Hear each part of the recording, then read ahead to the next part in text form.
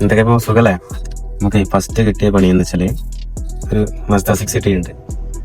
ഈ മസ്ത 6 ആദ്യം നമ്മൾ ഗ്യാരേജിൽ കൊണ്ടുവരണം. അവിടെ നമുക്കൊരു മിത്സുബിഷിൻ്റെ അട്രേജ് ഉണ്ട്, അത് പാസ് ചെയ്യണം. ഇന്ന് ഫസ്റ്റത്തെ പരിപാടി അതാണ്, അട്രേജ് പാസ്സാക്കണം. അത് കഴിഞ്ഞിട്ട് പിന്നെ വേറെ എന്തെങ്കിലും പുറത്ത് പരിപാടി ഉണ്ടെങ്കിൽ അത് ചെയ്യും. അല്ലാന്നെങ്കിൽ നമ്മൾ തിരിച്ച് ഷോറൂമിൽ വന്നിട്ട് കുറച്ച് വാഷിങ്ങും അങ്ങനത്തെ കുറച്ച് വർക്കുകളുണ്ട്, നമ്മളത് നോക്കും. ഓക്കെ, പോയി നോക്കാം.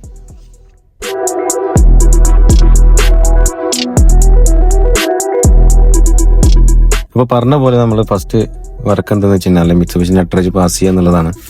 പോകുന്നതിന് മുന്നേ തന്നെ നമ്മൾ ഫസ്റ്റ് പാസിങ് കണ്ടീഷൻ ആണോ എന്ന് ചെക്ക് ചെയ്ത് നോക്കണം. വണ്ടി ഓക്കെ ആണെങ്കിൽ മാത്രമേ നമ്മൾ കൊണ്ടുപോകുള്ളൂ, അല്ലെങ്കിൽ കാര്യമില്ല. കാരണം ഫെയിലാവും.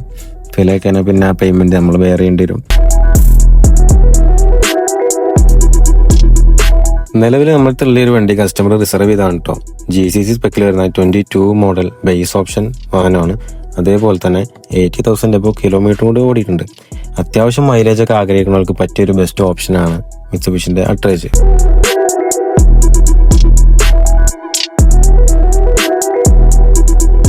അങ്ങനെ അട്രേജും പാസ് ചെയ്ത് കഴിഞ്ഞിട്ട് അടുത്ത പരിപാടി എന്ന് വെച്ച് കഴിഞ്ഞാൽ നമുക്ക് കിയന്റെ പെഗാസ് ഉണ്ട്. ഈ പെഗാസ് എടുത്ത് നമ്മൾ ഷോറൂമിൽ പോകും. അവിടെ നമുക്ക് വേറെ വണ്ടി എടുക്കാണ്ട് CX-3.